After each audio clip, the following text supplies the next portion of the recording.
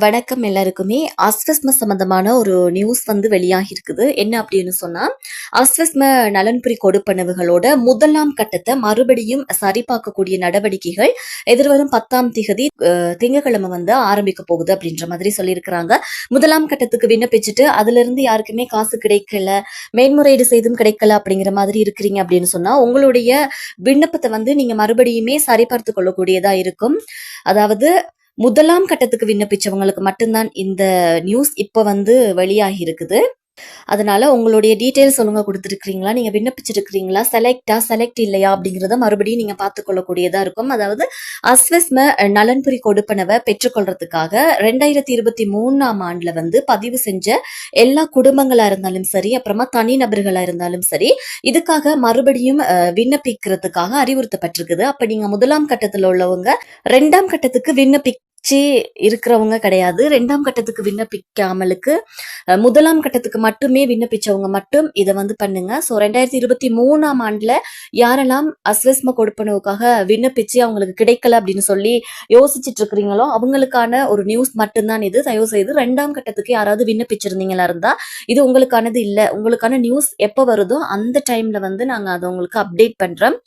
இது வந்து முதலாம் கட்டத்துக்கானவங்களுக்கு மட்டும்தான். ஸோ நீங்க மறுபடியும் விண்ணப்பிக்கலாம் அப்படிங்கிற மாதிரி சொல்லப்பட்டிருக்கு. இதுக்கான விண்ணப்பங்களை வந்து நீங்க இப்போ இந்த 11ஆம் மாசம் வரக்கூடிய 10ஆம் திகதி வரைக்குமே நீங்க வந்து சமர்ப்பிக்கலாம் அப்படிங்கிற மாதிரி சொல்லியிருக்கிறாங்க. ஸோ இது வந்து நீங்க எப்படி சமர்ப்பிக்க முடியும், எங்க ஃபார்ம் எடுக்கலாம் அப்படிங்கிற மாதிரி டீட்டெயில்ஸ் வந்து நான் வந்து சொல்றேன். அதாவது www.eservice.wbb.gov.lk இந்த ஸ்கிரீன்ல பாருங்க, இந்த இமெயில் ஐடி வந்து இருக்குது. அப்படி இல்லாட்டிக்கு ஃபர்ஸ்ட் கமெண்ட்ல வந்து இதுக்கான இமெயில் ஐடியை வந்து நான் மென்ஷன் பண்ணி விடுறேன். ஸோ இந்த இதுலக்குள்ள போயிட்டு நீங்க வந்து உங்களுடைய டீட்டெயில்ஸை வந்து அதுக்குள்ள நீங்க கொடுத்து விண்ணப்பிச்சு கொள்ளக்கூடியதா இருக்கும். அப்படி இல்லை அப்படின்னு சொன்னா உங்களோட ஜிஎஸ் கிட்ட போயிட்டு நீங்க இது சம்பந்தமா கதைங்க. ஸோ கிராம உத்தியோகத்தர் அலுவலகத்துல நீங்க அதுக்கான விண்ணப்ப படிவங்களை பெற்றுக்கொள்ளலாம். அதை பூர்த்தி செஞ்சதுக்கு பிறகு பிரதேச செயலகம், அதாவது உங்களுடைய ஏஜி ஆஃபீஸில் கொண்டுட்டு போயிட்டு நீங்கள் இதை பதிவு செஞ்சீங்க அப்படின்னு சொன்னால் ஈஸியாக இருக்கும். ஸோ உங்கள் பிரதேசத்தில் இருக்கக்கூடிய ஜிஎஸ் கிட்ட நீங்கள் அதுக்கான ஃபார்மை வாங்கி அதை நீங்கள் ஃபில் பண்ணி கொண்டுட்டு போயிட்டு உங்களுடைய ஏஜி ஆஃபீஸில் பதிவு செஞ்சு கொள்ளுங்க. இது சம்பந்தமான மேலதிக தகவல்கள் என்ன சரி உங்களுக்கு தெரியணும், இன்னும் உங்களுக்கு கிளியர் இல்லை, டீட்டெயில்ஸ் ஏதாவது வேணும் அப்படின்னா 1924 அப்படிங்கிற ஒரு நம்பருக்கு வந்து நீங்கள் கால் பண்ணுங்க. அவங்க அது மூலமாக உங்களுக்கு தேவையான டீட்டெயில்ஸ் எல்லாமே சொல்லுவாங்க. அதாவது நீங்கள் இதுக்கு கால் பண்ணுறீங்க அப்படின்னு சொன்னால் அரசாங்க விடுமுறை இல்லாத நாட்களில் நீங்கள் இதுக்கான கால் நீங்கள் பண்ணிக்கிட்டீங்க அப்படின்னு சொன்னால் ஈஸியாக இருக்கும். ஸோ இப்படியான விஷயங்களை வந்து சொல்லியிருக்கிறாங்க. தேவையான தகவல்களை வந்து நலன்புரி சலுகைகள் பிரிவு, பொருளாதார மேம்பாட்டு அதிகாரிகள், அப்புறமா பிரதேச செயலகத்தில் இருக்கக்கூடிய சமுர்த்தி மேம்பாட்டு அலுவலகம், இதுல இருந்தும் நீங்க வந்து இதுக்கு சம்பந்தமா ஏதாவது டவுட் இருக்கு, ஏதாவது டீடைல்ஸ் வேணும் அப்படின்னா நீங்க பெற்றுக்கொள்ளக்கூடியதா இருக்கும். இது முதலாம் கட்டத்துக்காக விண்ணப்பிச்ச 2023ஆம் ஆண்டுக்குரிய விண்ணப்பதாரர்களுக்கு மட்டுமான ஒரு விஷயம்தான். ஸோ இதுக்கு பிறகு மேலதிகமா இருக்கிறவங்களுக்கான டீடைல்ஸ் வந்து வந்துச்சு அப்படின்னு சொன்னாதான் நாங்க வந்து நியூஸ்ல அப்டேட் பண்ணலாம். போலியான தகவல்களை கொடுக்க இயலாது. ஸோ கமெண்ட்ஸ்ல வந்து முதலாம் கட்டத்துக்கு விண்ணப்பிச்சவங்க மட்டும் கேளுங்க. அதை தவிர்த்து 2ஆம் கட்டத்துக்கு விண்ணப்பிச்சவங்க உங்களுக்கு ஏன் இன்னும் காசு வரலை அப்படிங்கிற டீட்டெயில்ஸ் எல்லாம் இன்னுமே அவுட் பண்ணப்படலை. அவுட் பண்ண மட்டும்தான் அதுக்கான டீட்டெயில்ஸையும் நாங்கள் உங்களுக்கு அப்டேட் பண்ணக்கூடியதா இருக்கும் அப்படிங்கிறத நான் அந்த காணொலியில் பதிவு செய்ய விரும்புகிறேன். அது மட்டும் இல்லாமல் இன்னொரு விஷயம் என்ன அப்படின்னு சொன்னால், இப்போ நிறைய பேர் வந்து சொல்லிட்டு இருக்கிறாங்க, ஓகே இதே விஷயம் மட்டும்தான் அவங்க சொல்லுவாங்க அப்படிங்கிற மாதிரி. நாங்கள் நினைச்சா எல்லா விஷயத்தையும் சொல்லிக்கிட்டே போகலாம், ஆனால் பொய்க்கு எந்த விஷயமே நாங்கள் வந்து பதிவிட முடியாது அப்படிங்கிறத நீங்கள் மனசில் வச்சுக்கோங்க.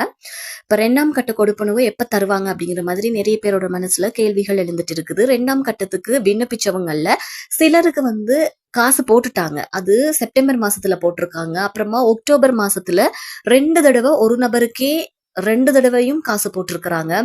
ஒரு சிலவங்களுக்கு அக்டோபர் கொடுக்கல.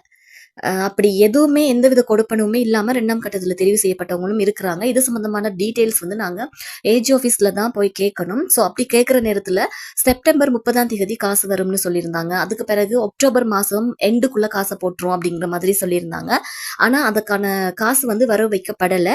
டெய்லியும் இதுக்கான டீடைல்ஸ் கெதர் பண்றதுக்காக நாங்க அப்படியான உத்தியோகத்தர்களை சந்திச்சு பேசிட்டு தான் இருக்கிறோம், டீடைல் கேட்டுட்டு தான் இருக்கிறோம். பட் அவங்க எங்களுக்கு கொடுக்குற பதில் என்ன அப்படின்னு சொன்னா, இன்னும் உங்களுக்கான பணம் வைப்பிலிடப்படலை, நாங்க இந்த மந்த் எண்டுக்குள்ள காசு போட்டுரும் அப்படிங்கிற மாதிரி சொல்றாங்க. ஸோ அவங்க சொல்ற அந்த வார்த்தைகளை நம்பி தான் நாங்களும் வந்து உங்களுக்கான செய்திகளை அப்பப்ப தந்துட்டு இருக்கிறோம். ஆனா உத்தியோகபூர்வமா எந்த ஒரு நியூஸுமே வெளியாகவே இல்லை. வெளியாகினா மட்டும்தான் நாங்க வந்து போடலாம். ரீசெண்டா ஒரு நியூஸ் வந்து வெளியாகி இருந்துச்சு. என்ன அப்படின்னு சொன்னா 2ஆம் கட்டத்துக்கு விண்ணப்பிச்சவங்கள்ல இன்னும் பாதி பேரு அவங்களோட அக்கௌண்ட் வந்து ஓபன் பண்ணாம இருக்கிறாங்க. ஸோ இது ஓபன் பண்ணாதனால தான் அவங்களுக்கு இந்த காசு தேவையில்லையோ அப்படிங்கிற மாதிரியான ஒரு மைண்ட் செட்டுக்கு நலன்புரி நன்மைகள் சபையினோட உத்தியோகத்தர்கள் போயிருவாங்க. எதுக்கு விண்ணப்பிச்சாங்க, அதுல ஒரு அக்கறை இல்லை அப்படிங்கிற மாதிரி போயிருவாங்க. அதனால கிடைக்க வேண்டியவங்களுக்கும் இந்த காசு வந்து கிடைக்காம போறதுக்கு அதிகப்படியான வாய்ப்புகள் வந்து இருக்குது. ஸோ உங்கள யாருமே இன்னும் அக்கௌண்ட் ஓப்பன் பண்ணலன்னா முதல்ல போயிட்டு அந்த அக்கௌண்ட்டுகளை ஓப்பன் பண்ணுங்க. ஸோ நீங்க மறுபடியும் ஏஜி ஆஃபீஸ்ல போய் ஒருக்கா கேளுங்க. நாங்க ஆல்ரெடி அக்கௌண்ட் ஓப்பன் பண்ணியிருக்கிறோம். அரசு வங்கியில் எங்களுக்கு அக்கௌண்ட் இருக்குது. அதையும் தாண்டி நாங்க மறுபடியும் அக்கௌண்ட் ஓப்பன் பண்ணணுமா, இல்ல இந்த பழைய அக்கௌண்ட்டே நாங்க வச்சுக்கொள்ளலாமா அப்படிங்கிற டீட்டெயில்ஸை நீங்க அங்க போய் கேட்டு தெரிஞ்சுக்கொள்ளுங்க. அது நேரம் நிறைய பேருக்கு ஓப்பன் அக்கௌண்ட் அப்படின்ற மாதிரி வருது. அதையும் கேளுங்க. ஓப்பன் அக்கௌண்ட் வருது, என்ன பண்ணலாம் அப்படிங்கிறதையும் கேளுங்க. அப்பதான் உங்களுக்கு வந்து விளங்கும் சில விஷயங்கள். ஸோ நீங்க டைரக்டா ஏஜி ஆஃபீஸ்ல கண்டெக்ட் பண்ணி கேட்கக்கூடியதா இருக்கும். கேட்டு பாருங்க.